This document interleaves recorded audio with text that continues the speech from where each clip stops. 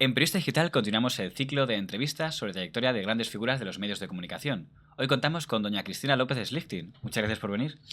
Muy buenos días y muchísimas gracias a ti y a tu audiencia. Te puedo llamar Cristina Por favor, tuteémonos. Bueno, pues Cristina, la verdad es que ahora se te relaciona mucho con COPE, que ha sido la casa en la que has estado los últimos años, pero creo que los comienzos fueron en el diario ABC, ¿no? Sí, yo me formé en el diario ABC de Luis María Ansón, estaba entonces en la facultad. ABC salía de una etapa muy dura, de la que le había sacado Luis María Ansón por una apuesta de los Luca de Tena, y en determinado momento pues ya tuvo, digamos, dinero para contratar gente nueva y directamente se puso a hacer exámenes en la facultad. Me pareció una forma excelente de reclutar profesionales. Se hicieron exámenes a unos 500 profesionales, 500 jóvenes que estaban formando en la universidad, y fuimos elegidos 30 y ahí empecé yo de becaria en el diario ABC y allí me formé en muchísimas secciones de aquel periódico, porque empecé en sucesos, en religión, en sociedad, en política internacional, prácticamente recorrí todas las secciones del periódico. Alguna vez le he escuchado decir del señor Ansón y de otros que era grande y terrible a la vez.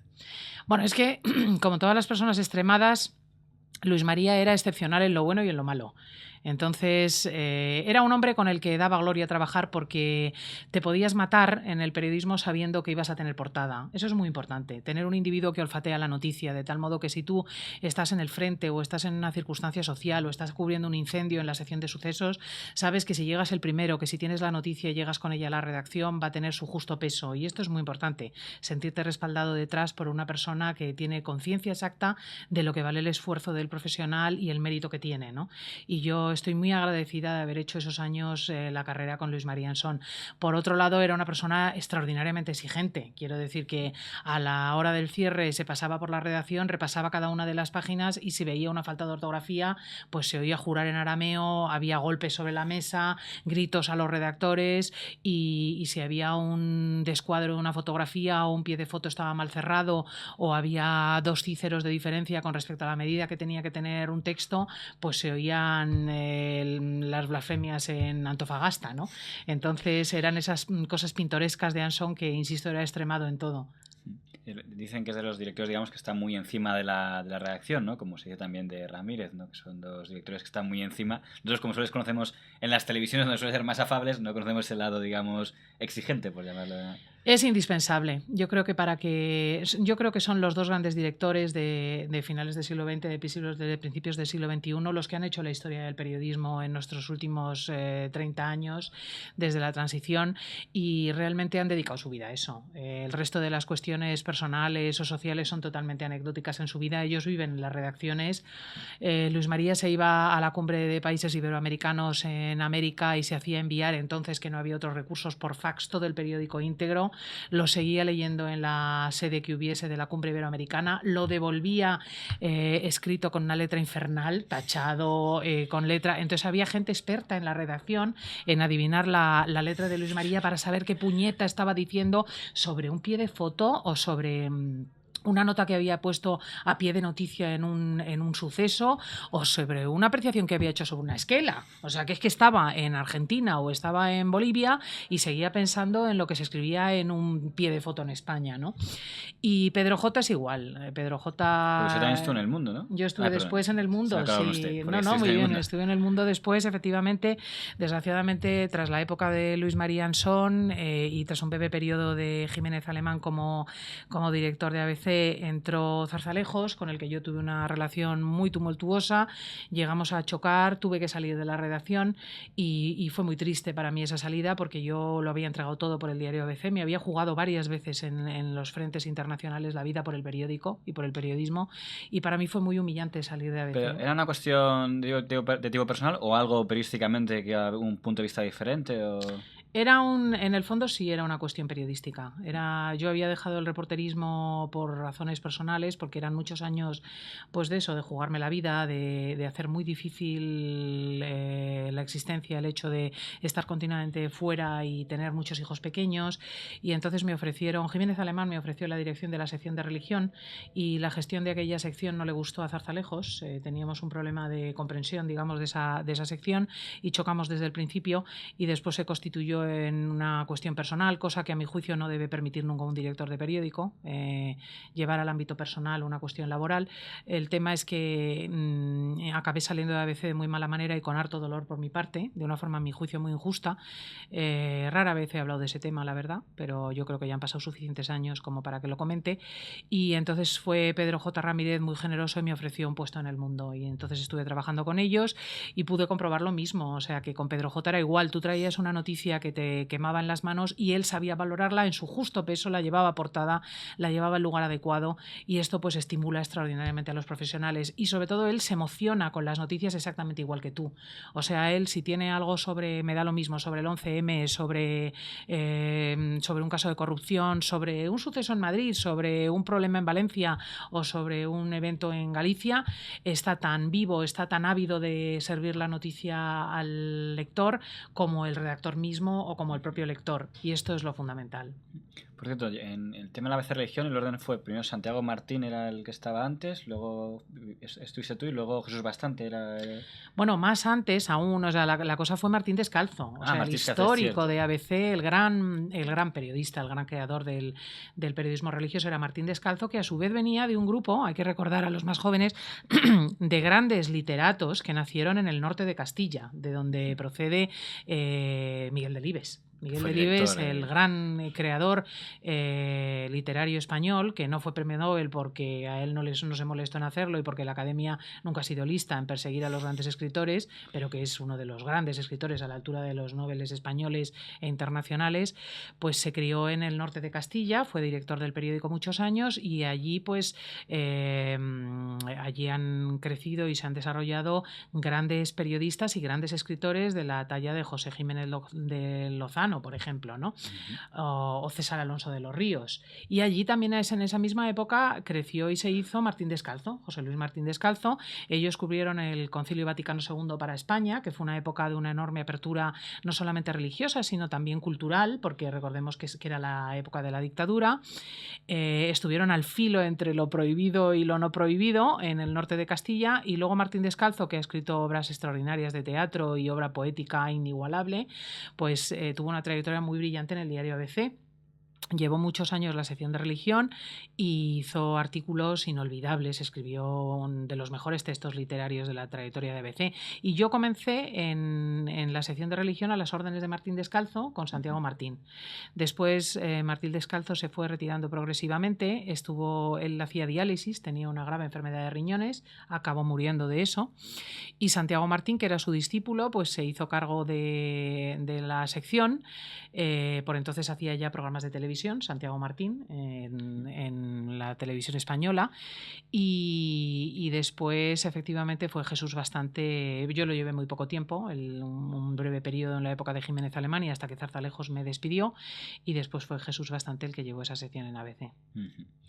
¿En qué momento se mete en lo que... Bueno, iba a decir en la radio, pero creo que antes ya había sido tertuliana, ¿no? Porque he visto por ahí que estuvo en el primer café con Isabel San Sebastián, en Sabor a Ti con Ana Rosa, y en Hora 25 con Carlos Llamas, donde creo que también hubo una salida polémica.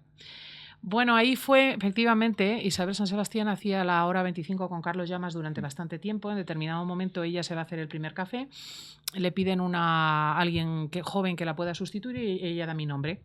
Y yo empiezo allí, es donde conozco a Miguel Ángel Aguilar, que desde entonces es entrañable amigo, a Carlos Carnicero, y hacemos ahí un grupillo, pero yo acudí muy poco, porque estuve un puñado de veces en la tertulia, porque no se me ocurre otra cosa que hablar en pleno follón con el asunto Gómez de Liaño, sacar el nombre. Claro, se metieron con Capmany, al que yo quería entrañablemente, porque yo había trabajado en la sección de opinión de ABC y conocía muy bien a Jaime Capmany y sabía de su honorabilidad, y se metieron con él, y yo salí en su defensa y cité a Polanco, a Jesús de Polanco. Es más, dije que tan honorable como Jesús de Polanco era Jaime Capmany, y al día siguiente me llamó, pues no sé si fue Gabela, no me acuerdo, amablemente para decirme que es que la tertulia estaba demasiado llena y ya no cabíamos tantos. Justo al día siguiente del comentario. Justo al día siguiente, ¿no? En fin, sí, bueno, hay que recordar para contextualizar a los oyentes que Jaime Camín era quien había iniciado la causa Sogecable y en aquella época era el enemigo número uno del grupo Prisa. Entonces, me imagino que hablar bien de Cartman y encima con el ejemplo del propietario. Ahí el error fue lo de Polanco, porque realmente la metedura de pata fue mía. O sea, tú lo que no puedes hacer es entrar en un grupo a las órdenes de un señor que es el que está poniendo el dinero y meterte con él. O sea, que fue la típica metedura de pata de juventud. Es como si yo abro una radio y tengo un becario que me pone verde. Hasta ahí podíamos llegar, ¿no? Sí, no si yo pongo la pasta. Aunque bueno, creo que tampoco hubo ninguna descalificación, no se hizo una comparación de... No, pero fue improcedente de mi parte. O sea, esas cosas son propias de la ingenuidad de la juventud y de mi impetuosidad, ¿no? Que a veces todavía conservo. ¿Y en qué momento se metió en la aventura de... ¿Quién es el culpable de que se metiera en la aventura de la radio? Pues los obispos españoles, que son unos que confían excesivamente en el Espíritu Santo, porque yo tenía ya experiencia en las tertulias, efectivamente había empezado en la SER, pero luego enseguida me recogió Ana Rosa Quintana para Sabor a Ti, en televisión, Isabel para El Primer Café, me llamó Luis Herrero y Federico Jiménez Los Santos para la cadena COPE, pero yo no había hecho más que colaboraciones en tertulias políticas, yo no tenía ninguna experiencia en dirección de radio, que es un oficio muy distinto a la prensa y muy distinto a la televisión. Y realmente el peso de llevar la tarde de COPE que había llevado históricamente la Gran Encarna era excesivo para la experiencia y la trayectoria mías. Pero la tarde desde la muerte de Encarna Sánchez iba mal, muy mal. Le voy a decir que hubo mucha gente que duró muy poquito tiempo y de hecho creo que no se estabiliza hasta que llegas tú. Milagrosamente, efectivamente, aquí les tengo que dar razón a los obispos, se conoce que Dios existe, porque en determinado momento yo creo que fue una cosa tan simple como que había muchas discusiones en el Consejo de Administración de COPE, en lo que es la propia empresa. Ellos no suelen meterse en cuestiones de la empresa, pero en determinado momento, ya agotados todos los recursos, porque la había hecho María Teresa Campos y la había dejado, la había hecho Maricruz Soriano y la había dejado, pues entonces dijeron, bueno, pues para que nos gastemos un montón de dinero en esto y no tire, pues se la damos a alguien de probada, digamos, adscripción católica.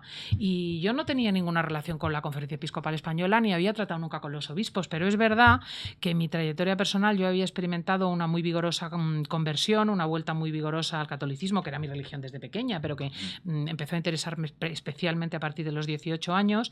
Y en mi trabajo en el ABC y en El Mundo, yo nunca me había recatado de dejar de expresarlo. O sea, yo, tanto en mis trabajos en Albania, en Kosovo, en los Balcanes, en Oriente Medio, esto siempre había quedado muy patente en mi obra. Y yo creo que ellos, gente de la Conferencia Episcopal, lo había advertido. Había dicho, ¿quién es esta chica que en un momento en el que todo el mundo se avergüenza de ser católico, no tiene pelos en la lengua de decir quién es, lo que piensa y lo que realmente siente sobre las cosas? Pues llamémosla, ya que estamos perdiendo dinero y este programa va mal, por lo menos que exprese algo en lo que nosotros creemos, ¿no?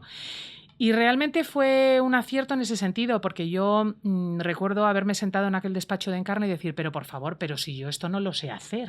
O sea, ser perfectamente consciente de que lo que tenía delante me excedía. Y darme cuenta de que, por supuestísimo, profesionales como María Teresa Campos me doblaban, triplicaban, cuadruplicaban y me pasaban por delante y por detrás en lo que a experiencia audiovisual se refería. Pero yo tenía mucha experiencia en prensa, había estado muchos años en ABC, había estado también unos cuantos en el diario El Mundo, pero en cuanto a periodismo audiovisual no tenía experiencia. Entonces, ¿qué hacer? ¿Qué hacer donde otras mujeres habían fracasado con muchísimo más talento que yo? Pues yo lo que pensé es que estas personas tenían una cosa distinta a mí, y es que en general se trataba de mujeres de corte progresista, tanto María Teresa Campos como Maricruz Soriano, y que quizá eso era lo único que yo tenía, que yo era una mujer que no me avergonzaba de ser conservadora y católica, y que por lo tanto si me mostraba tal y como era, con total naturalidad, que es lo que yo toda la vida llevaba haciendo, pues nunca se sabía, a lo mejor sonaba la flauta, y con mucha menos pericia profesional y con desconocimiento total de la dirección de radio, porque yo recuerdo el horror de mi equipo, el equipo que me pusieron diciendo, bueno, nos ha tocado esta vez una descerebroda que no distingue la luz roja de la luz negra y que en su vida se ha puesto unos cascos, ¿no? Pues funcionó. Y apenas 2 meses más tarde, pues teníamos 200 y pico mil oyentes en la tarde de COPE por primera vez después de la muerte de Encarna, ¿no? La verdad es que te tocaron episodios muy agitados en la radio española y en particular en la COPE. Por un ejemplo, en el 2003 se produce el fenómeno de la guerra de Irak, que es algo que sacudió, digamos, a todos los medios de comunicación.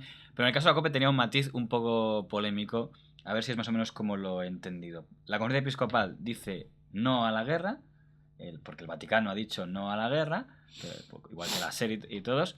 Radio Nacional dice sí a la guerra, Y en la COPE se dice, yo claro no lo podía escuchar en aquella época, pero que dice que los programas La Linterna y La Mañana más o menos dicen también sí a la guerra. ¿Es verdad esta...? Sí, con un matiz. La conferencia episcopal, no recuerdo exactamente, yo creo que no toma partido. O sea, O sí. sea, es un asunto que ocurre fuera de nuestras fronteras, no corresponde, por lo tanto, a la conferencia episcopal española Pues cierto tomar que no, partido. España El que sí no... tomaba partido muy vigorosamente era Juan Pablo II. Juan Pablo II tenía, claro, información de primera mano de las iglesias armenias, de las iglesias orientales, de las iglesias cristianas muy antiguas en Irak, y sabía perfectamente una cosa que yo sabía también. No era un criterio de, digamos, pacato.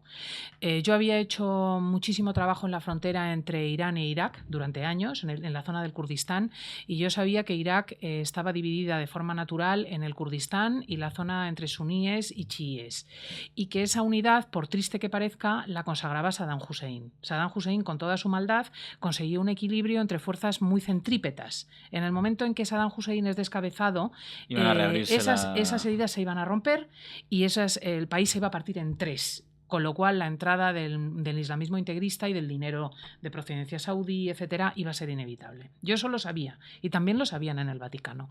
De manera que Juan Pablo II inició una campaña durísima contra la guerra. O sea, él sabe, además, por su propia experiencia en Polonia, que la guerra es un error. Es un error de todo punto, un error diplomático, un error desde el punto de vista táctico, y lo repite y lo repite y lo repite. Pero claro, en ese momento Aznar, a mi juicio, con muy buena voluntad y engañado por Bush, como ha ocurrido después que se ha demostrado que Bush se inventó la existencia de armas de destrucción masiva en el poder de Saddam Hussein.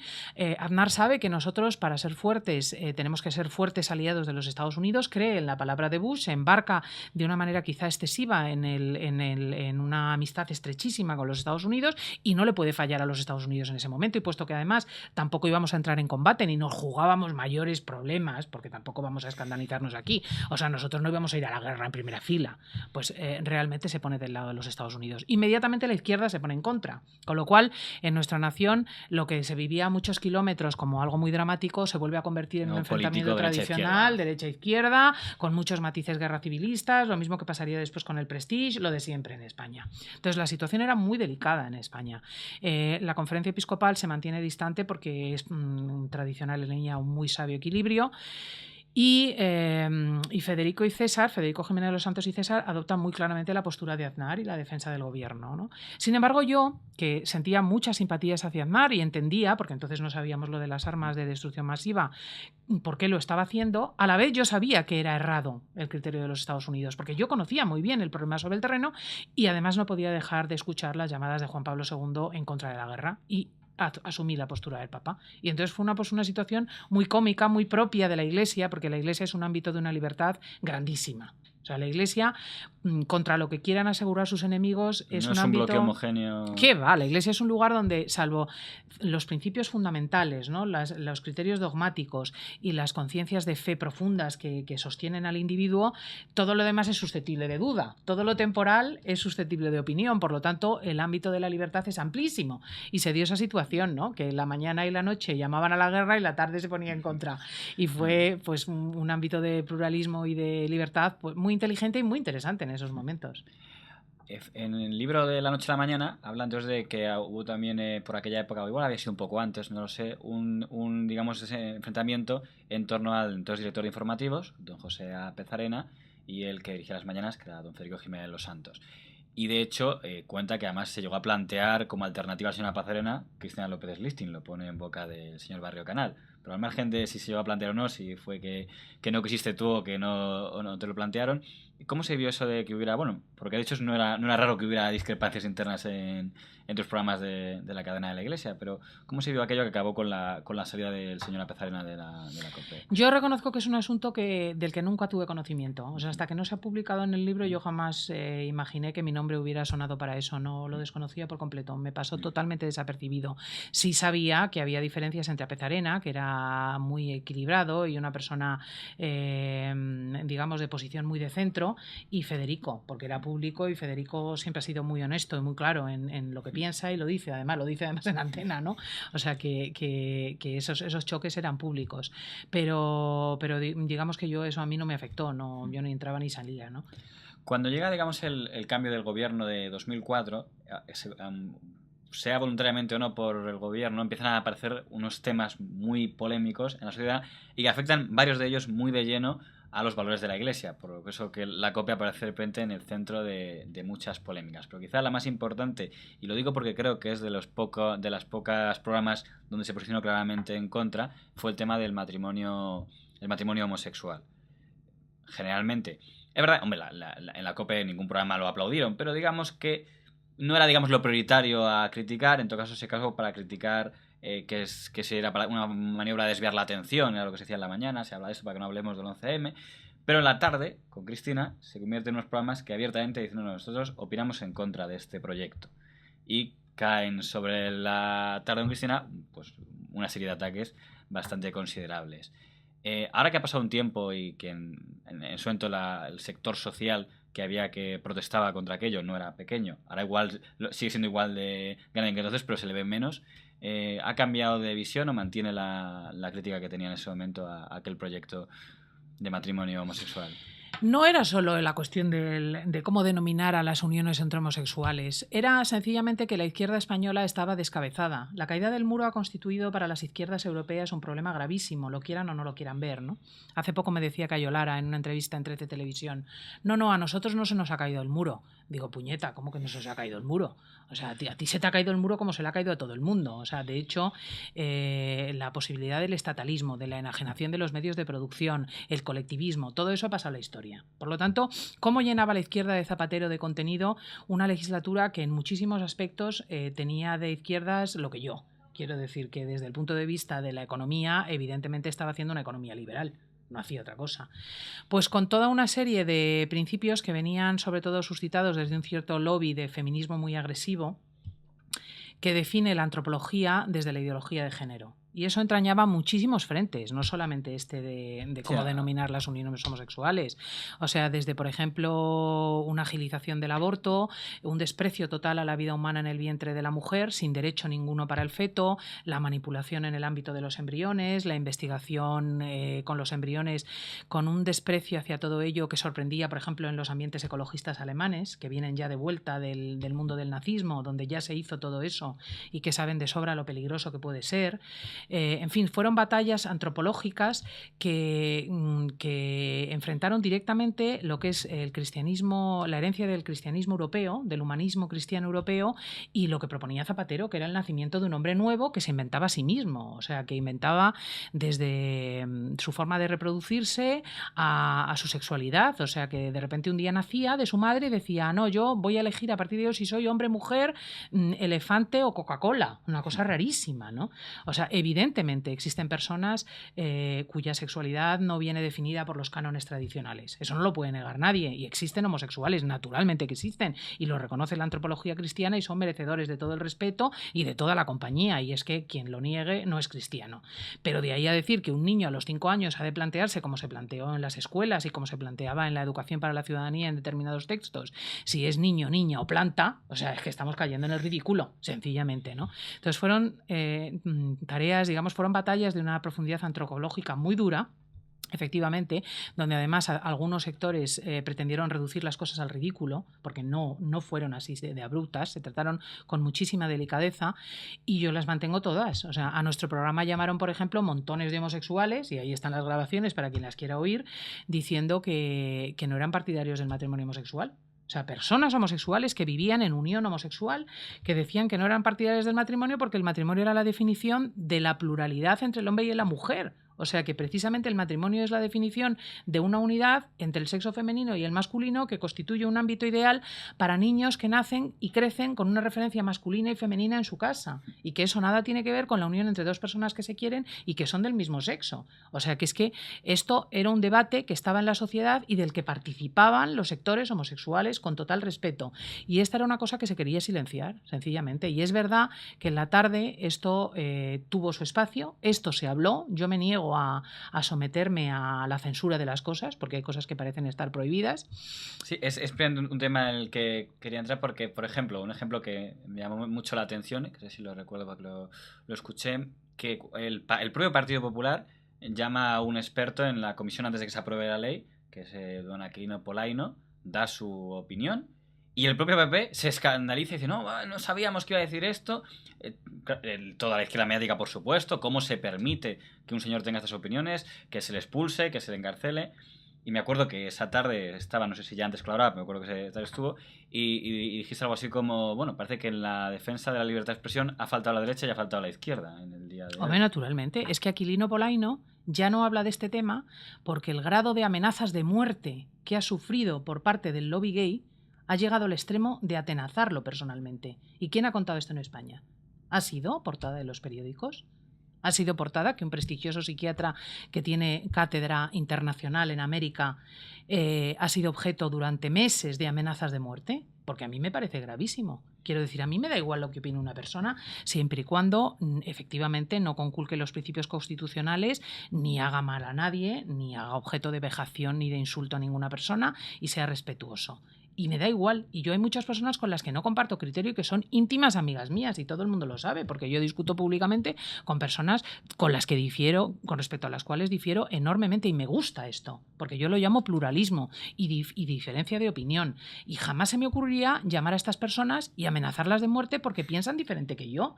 Entonces, que en un país como España, en el siglo XXI, porque una persona tenga determinadas ideas y diga, por ejemplo, que la homosexualidad en aquellas personas que así lo desean, puede ser objeto de tratamiento, cosa que es susceptible de opinión, yo de eso ni entro ni salgo porque no entiendo, porque no soy médico, la amenacen de muerte y que eso no se cuente, porque está prohibido contarlo, a mí me parece gravísimo. Pues Aquilino Polaino hoy en día no ha vuelto a escribir una línea sobre este tema porque está amedrentado de las amenazas de muerte que ha sufrido y que están grabadas en su contestador. Que venga alguien, cualquier persona que sea homosexual o heterosexual y que sea decente y que me diga que esto le parece bien. Es que yo no me lo creo. Es el tema de si existen opiniones ilegales, ¿no? El tema, no digamos aparte del tema de las amenazas, pero dejando ya su parte, me llama la atención. Este es en el año 2007, por otro programa parecido en el que estuvieron, tengo por aquí apuntados los nombres de Ana Mercedes Rico y Nieves González Rico. Digo, creo que me confundo algún nombre, bueno, pues hubo Nieves González y Ana Mercedes, no, ¿cómo se llama? Yo tampoco me acuerdo ya. Bueno, era para tratar este tema y también provocó una ola de reacciones. Habrá gente que haya medios que es muy distinto del país que no suele hablar de su programa, en ese momento recuerdo que salió el tema, también en Telecinco salió, pero me llamó la atención una entrevista a Gaspar Llamazares en Dos Manzanas que se hizo por aquella época, el diputado de Izquierda Unida, le preguntaron, ¿se deberían prohibir declaraciones contra la homosexualidad como las que realiza Cristina López Slisting?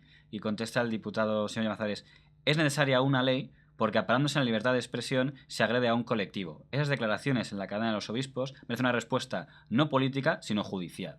Es que no recuerdo qué declaraciones son. Claro, yo tampoco era por el programa este. Pero como yo sé que nunca he atacado a las personas homosexuales, como claro, son amigos míos personas como Nacho Montes y como muchas otras me imagino que se diría lo que hemos dicho, pues opinarían contrariamente al matrimonio homosexual. Pero ¿no? Como eso lo opinó claro, también, por ejemplo, Nacho Montes, que es homosexual, pues que venga el señor Llamazares y demanda a Nacho Montes. Si se puede establecer que opinar en contra de una ley, como puede ser, es si una opinión ilegal o no, que más o menos el debate que lo que parecía entender que planteaban por los que defendían la ley, es decir, quien aprobamos esta ley y quien esté en contra de la ley está opinando en contra de la ley, por lo tanto es una opinión ilegal. Sería claro. Un poco el tema. Hombre, es que fíjate, el establecer opiniones ilegales, que tiene precedentes gravísimos en dictaduras de muy triste memoria en la historia europea, ¿no? Quiero decir, era la especialidad de las dictaduras musolinianas, hitlerianas o del comunismo, pues claro, es un ámbito que a mí solo de pensarlo me horroriza, claro, porque yo vengo de cubrir noticias en Irán, por ejemplo, ¿no? O de cubrir noticias donde están montones de opiniones y de puntos de vista están prohibidos. Entonces, que empecemos a prohibir opiniones en Europa es que a mí se me abren las carnes, ¿no? O sea, comprendo que al señor Llamazares, que experimenta hondas simpatías hacia los bloques estalinistas, pues estas cosas le resulten familiares. A mí particularmente, que estoy acostumbrada a admitir todas las opiniones en mi mesa, me producen harto escándalo, francamente. O sea, la prohibición de opiniones en Europa me parecería un contradios, ¿no? O sea, creo que es una tradición profundamente europea la libertad de opinión. Igual también meto la pata, se han publicado muchos rumores que igual no eran correctos. Uno de ellos decía, y aquí que don Federico Jiménez Santos intentó quitar de la tarde a Cristina López Slisting. Debo decir que este rumor no me llegó simplemente de digitales, sino algún ex periodista se ha sumado, pero no sé si eso le da credibilidad o no. ¿Le consta a usted algo? Es que no me preocupa, o sea, no me extrañaría, quiero decir. Ignoro lo que dice Federico en su libro porque Federico tiene una gran virtud, aparte de otras muchas, que es que dice siempre la verdad.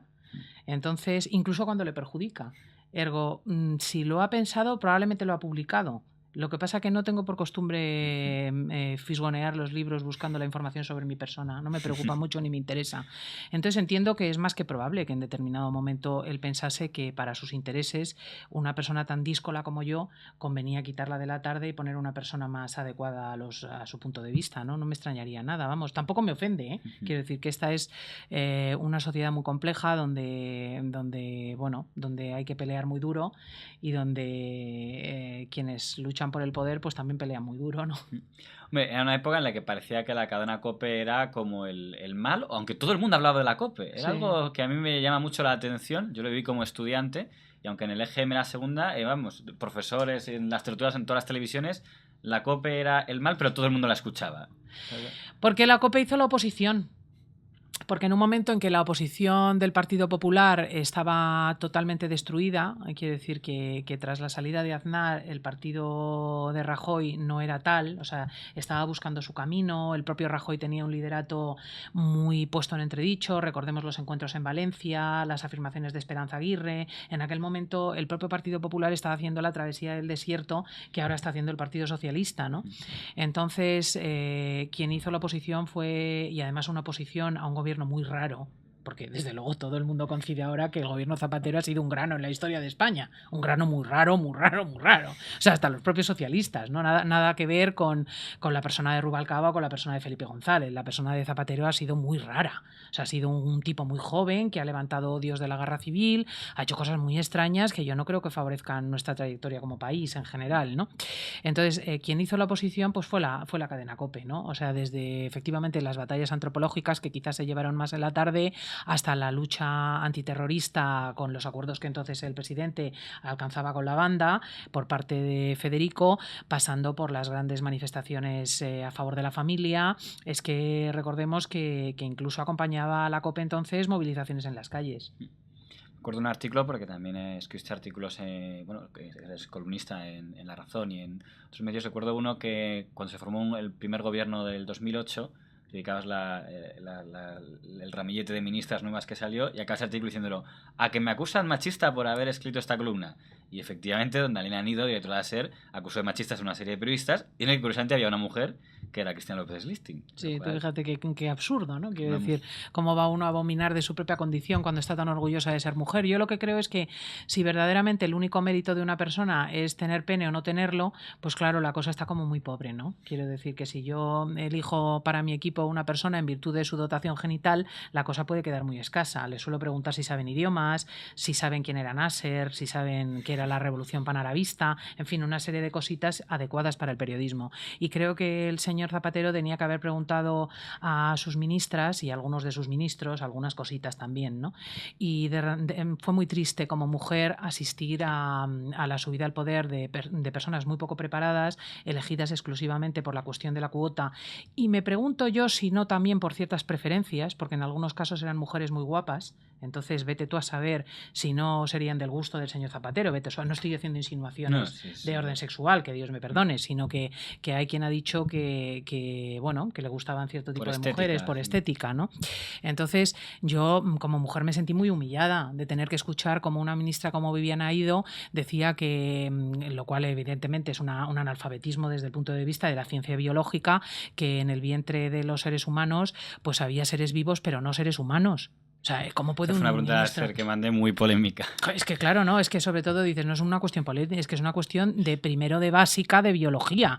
O sea, que es una tontería, ¿no? O tener que escuchar afirmaciones como las que hacía, yo qué sé, la ministra de Fomento o cosas así, es que eran como horrorosas, ¿no? Entonces, realmente el nivel intelectual de la casta política descendió hasta unos grados que, en fin, a cualquier español pues se hacían enrojecer. Ahora, claro, tú ves cómo han puesto de alto el pabellón mujeres como Loyola de Palacio, que en paz descanse, y evidentemente te hace sentir orgulloso de ser español y de ser mujer. En un momento en el que a la COPE no iban muchos del PSOE, me acuerdo que así iban a la tarde, porque recuerdo que Trinidad Jiménez estuvo de invitada en un momento además en el que estaba el ambiente de más tensión. Y en un momento de repente la COPE cambia, me refiero de nuevo a la mañana y a la interna, y creo que en esa época también los informativos de Villa, y empieza una campaña contra el Partido Popular.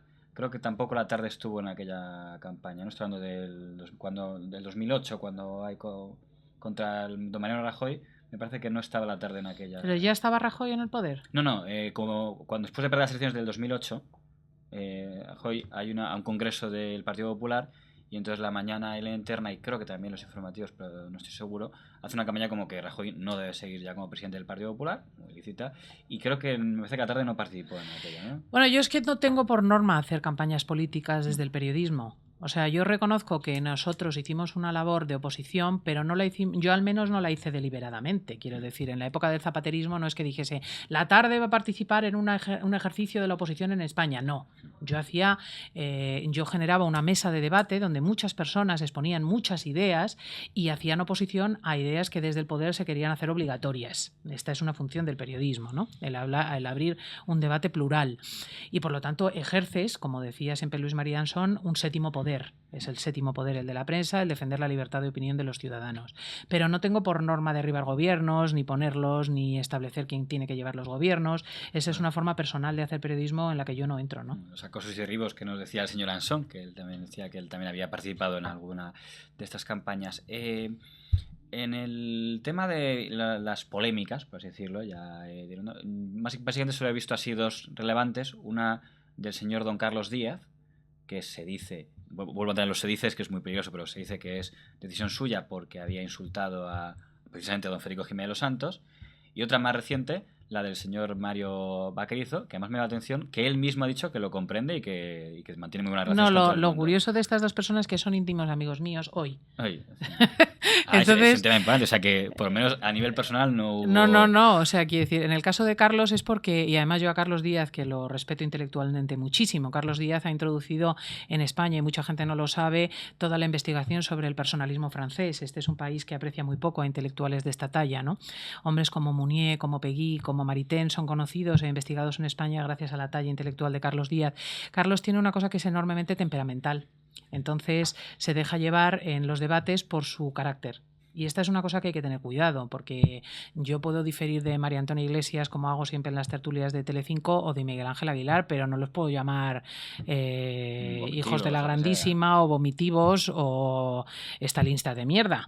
Entonces, este tipo de términos, no estos exactamente, pero otros que no quiero citar, los utilizó Carlos Díaz, por ejemplo, contra César Vidal en mi programa, contra Federico, en reiteradas ocasiones. Y cuando la cosa ya se puso en segunda o tercera vez, pues yo tuve que prescindir de él por una cuestión de mantener un nivel de cortesía en mis tertulias que considero una regla, un sine qua non. Pero yo comprendo a Carlos, porque yo también soy una persona muy temperamental. Quizá no he utilizado esos términos, pero ya se ha relatado aquí otros episodios, ¿no? Como mentar a Polanco en la SER, y lo entiendo, ¿no? Y lo disculpo.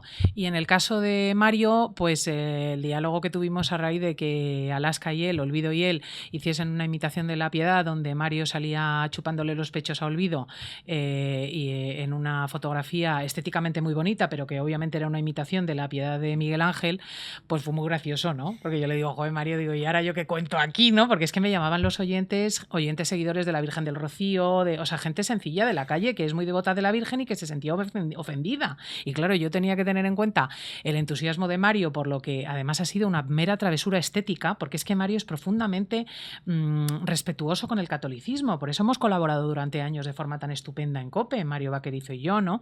Y Olvido igual. Entonces yo sé que no han tenido en ningún momento ánimo de ofender a la religión católica. Pero ¿cómo le explicas tú esto a una señora de Sevilla o a un señor de Valladolid que son devotos de su Cristo o de su Virgen? ¿Cómo se lo explicas? Es que no hay manera, ¿no? Es una cosa... Entonces, al cabo del diálogo, los dos convinimos que realmente no tenía solución la cosa. Pero es al día de hoy que yo admiro enormemente a Mario y a Olvido. No solamente los admiro profesionalmente y la labor de Fangoria y la labor también profesional de Mario, sino que es que me parecen dos bellísimas personas, o sea, dos ejemplos de personas tolerantes en España, y lamento muchísimo haber tenido que prescindir de Mario Vaquerizo, y espero que la vida nos vuelva a permitir trabajar juntos. Pues dos temas ya para terminar. Uno, no hemos hablado casi de los obispos, a pesar de que en la cadena, a mí me llama la atención que la COPE no es la COPE, cadena de ondas populares de España, siempre es COPE, cadena de los obispos, que hace tiempo que tiene ya el sentido de que siempre se hace referencia a los accionistas, que lleva más que ninguna otra emisora. En el caso de la COPE, más o menos el representante de la Iglesia se decía que era don Bernardo Raez, lo pone siempre como el hombre, el cura más listo, dijo don Federico, que salió de una manera muy, muy discutida de si fue de buenas o de golpe. Y luego pues se habla siempre de si es verdad que el obispo de Barcelona llama a quejarse o el obispo de Madrid contra el obispo de Toledo. ¿Usted en la práctica ha vivido algo de esa COPE de obispos y de curas intrigantes? Yo en la COPE he sido más libre que en ningún sitio, por eso permanezco. Y tiene también sus defectos, ¿eh? O sea, quiero decir que yo en el ABC he tenido mis diatribas, las he tenido en El Mundo, por citar los lugares donde verdaderamente he permanecido de forma fija como redactora estable y he tenido mis diferencias con la redacción. Claro, a eso se une el hecho de que yo soy una admiradora profunda de la Iglesia Católica y una creyente pecadora, pero admirada de la Iglesia Católica. Entonces, yo me siento muy cómoda en Cadena COPE. Pero es verdad que es el ámbito de mayor libertad que he conocido, ¿no? Entonces, el accionista efectivamente no entra ni sale. O sea, a mí no me han llamado una vez creo que me han llamado los obispos, y además con razón, porque había puesto verdes a unos obispos vascos antaño, en la época de, no sé si era de Setién. Y me había pasado tanto que me llamó alguno de los vascos y dijeron, hombre, recuerda que son accionistas. Y aún así no me echaron, o sea, quiero decir, pero la verdad es que a mí, excepto esa vez, nunca me han llamado los obispos. O sea, yo no es verdad que los obispos llamen a la cadena COPE, no he tenido esa impresión, muy al contrario. Y incluso veces en que, insisto, como en la guerra de Irak, contraveníamos las indicaciones del Santo Padre, que manda huevos en la cadena COPE, nunca han entrado. O sea que yo, la experiencia que tengo es de una enorme libertad en la cadena, y me gusta por eso la cadena COPE, y espero permanecer allí muchos años. Un día en la Gaceta de los Negocios, cuando no era la Gaceta, era la Gaceta de los Negocios, que nosotros nos la regalaban en la universidad, cuando estaba en plena polémica porque acaba de denunciarse que no iba a renovar a don Federico Jiménez Los Santos, y más o menos la idea que se está diciendo es, a Federico le echan pues un contubernio entre el Partido Popular, el PSOE, el Rey y tal, y en la contraportada de la Gaceta apareció una entrevista suya donde decía que también podía haber influido, tiro de memoria, que estaba haciendo publicidad de una nueva empresa desde la empresa antigua y otros factores que no estaban siendo comentados. Era una entrevista de Cristina López Slichting. Creo que era la primera vez que alguien planteó ese tema, y es verdad que yo como lector digo, hombre, es un poco sospechoso que muy poco, no sé cuánto tarda en montarse una emisora nueva, pero si ya estaba parándose desde antes, entra un nuevo factor, por lo menos, que no había sido puesto encima de la mesa. ¿Recuerda la entrevista a la que estoy haciendo referencia? Vagamente. En cualquier caso, recuerdo la cuestión, ¿no? No, este es un asunto que era muy llamativo desde el punto de vista comercial. Quiero decir que nosotros ya entonces lo que sí era Vox Populi entre los clientes de COPE y entre tal, es que la mención constante de Libertad Digital y de los editoriales de Libertad Digital y de lo que Libertad Digital hacía o decía era gratuita. O sea, nunca se pactó una contrapartida económica y era constante. O sea, que realmente Libertad Digital creció a los pechos de COPE porque sí, por mera voluntad de su dueño, ¿no? O sea que en ese sentido COPE fue muy generosa con relación a esta circunstancia, sino un poco ingenua, ¿no? Y esto pues indudablemente está ahí, es un hecho y está grabado, no hay discusión posible, ¿no? Bueno, y ya para terminar, el último tema, ¿en qué momento, no sé si es decisión tuya o que lo deciden arriba, en cuánto decidías después de haber tenido unas tardes relativamente estables, bueno, relativamente no, estables comparado con lo que había habido desde el Fenito Encarna, pasas al fin de semana? Es porque hay quien dice será por la familia, porque hasta se llegó a plantearse si ibas a ir a las mañanas, que decíamos, por fin una mujer dirigiendo las mañanas, que de momento no ha podido ser todavía, y no, hay un cambio el fin de semana y dices, será por la familia o será porque ella ha querido, será porque la empresa ha querido apartarla. ¿Cómo se produce ese cambio y qué tal lo llevas? No, eso es un cambio que yo no decidí, desde luego. Yo estaba muy a gusto en las tardes de COPE y bien hubiese seguido. Evidentemente, mis hijos tienen 20 años, ya los crié cuando era reportera de guerra y lo mío me costó, o sea que ese factor no desempeñó ningún papel en absoluto y es público y notorio que a mí me disgustó la decisión de la empresa de colocarme los fines de semana, que sin duda es la segunda división. O sea que yo en eso no entré ni tomé parte, pero esa es una decisión empresarial. La cadena decide cómo coloca a sus comunicadores y qué comunicadores contrata y es libre de hacerlo y está en su perfecto derecho, ¿no? O sea que en determinado momento decidió cambiar toda la parrilla de lunes a viernes y así lo hizo. Contrató a Ernesto Sáez de Buruaga, a Juan Pablo Colmenarejo, colocó a César Lumbreras en la tarde y me puso a mí en el fin de semana y está en su derecho de hacerlo. Y en lo que a mí respecta, pues como en todas las ocasiones, una vez superada el susto inicial el descolocamiento inicial, adoptas la posición de, al menos yo siempre he sido así, de sacar el máximo partido de aquello que se te ofrece y aprender. Y realmente para mí ha sido una oportunidad laboral, porque yo nunca había hecho periodismo de entretenimiento, un periodismo mucho más lúdico, y he desarrollado un producto completamente diferente a cualquier otra cosa que hubiese hecho antes. Con Antonio Jimeno, con Fernando Martín, con Mario Vaquerizo mucho tiempo, por desgracia ya no sigue con nosotros, con las Supremas de Móstoles, y entonces he ofrecido un producto completamente desprovisto de carga ideológica o de contenido político, porque la gente el fin de semana no está para eso. Viajando mucho, no me decía antes un compañero que es muy seguidor. Sí, poniendo mucho énfasis en las plazas locales y el resultado ha sido un crecimiento exponencial brutal, o sea, estamos los sábados frisando los 600.000 oyentes, muchos más que en la tarde, y realmente pues también es una forma de aprender, una vez más, o sea que está siendo muy divertido. Bueno, pues Cristina, muchas gracias por haber compartido este rato con Periodista Digital. Muchísimas gracias a vosotros una vez más. Me alegra mucho saber además que tenéis el músculo fuerte, que en este momento es un mérito extraordinario. Bueno, esa es la parte de la dirección, ahí ya. Ahí Alfonso Rojo siempre se demuestra, además de un gran periodista, un gran empresario, y mucho ánimo y adelante. Muchas gracias, Cristina. Gracias a vuestros telespectadores.